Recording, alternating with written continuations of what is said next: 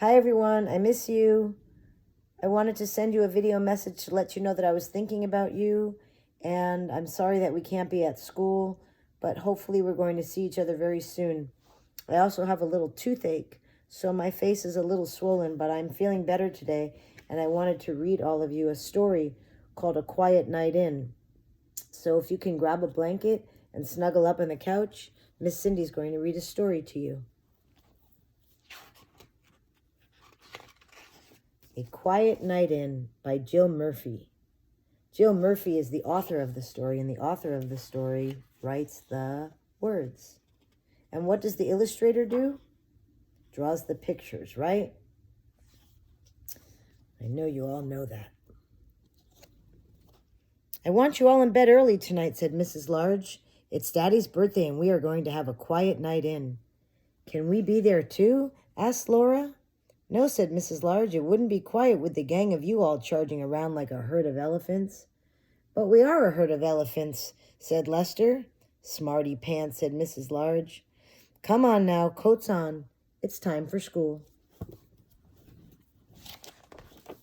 That evening, Mrs. Large had the children bathed and in their pajamas before they had even had their dinner. They were all very cranky. It's only 4:30, said Lester. It's not even dark yet. It soon will be, said Mrs. Large grimly. After their baths, the children started making place cards for the dinner table. Then they all cleaned up. Then Mrs. Large cleaned up again. Mr. Large arrived home looking very tired. We're all going to bed, said Lester. So you can be quiet, said Laura. Without us, said Luke. Hey, we have a friend in our class named Luke. Shh, said the baby. Happy birthday, said Mrs. Large. Come and see the table. Mr. Large sank heavily into the sofa. It's lovely, dear, he said, but do you think we could have our dinner on trays in front of the TV? I'm feeling a little tired. Of course, said Mrs. Large. It's your birthday. You can do whatever you want. We'll help, said Luke. The children ran to the kitchen and brought 2 trays. I'll set them, said Laura. We don't want everything ending up on the floor, said Mrs. Large. Can we have a story before you go to bed? Asked Luke. Please, said Lester. Go on, Dad, said Laura. Just one. Story, said the baby. Oh, all right, said Mr. Large. Just one, then. Lester chose a book, and they all cuddled up on the sofa. Mr. Large opened the book and began to read. One day, Binky Bus drove out of the big garage. Hello, he called to his friend Milky Milk Truck. I don't like that one, said Laura. That's not a good story.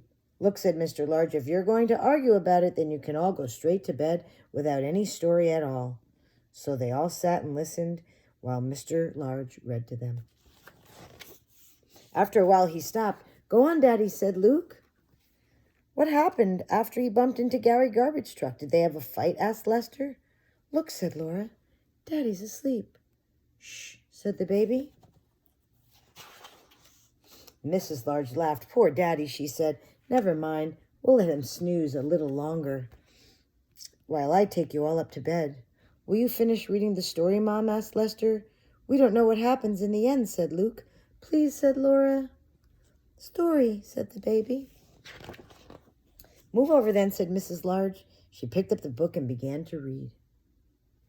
Watch where you're going, you silly garbage truck, said Binky. Just then, Patty, the police car, came driving by. After a while, Mrs. Large stopped reading. What is that noise? Asked Lester. It's Mommy snoring, said Luke, and Daddy is snoring too. They must be very tired, said Laura kindly. Shh, said the baby. The children crept from the sofa and got a blanket. They covered Mr. and Mrs. Large and tucked them in. We'd better put ourselves to bed, said Lester. Come on. Should we take the food up with us? Asked Luke. It is on trays. It's a pity to waste it. I'm sure they wouldn't mind. Anyway, they wanted a quiet night in. Shh, said the baby.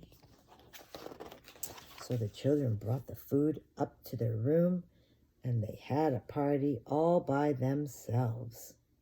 Do Do you think they went to bed? I don't think so. I hope you are all being good listeners and having a good time with your families. I hope you're finding a lot of fun things to do. And I hope you got to play outside today because it was a nice day today. I will talk to you in another video in a couple of days. I miss you and I love you, and I'll see you soon. Bye-bye.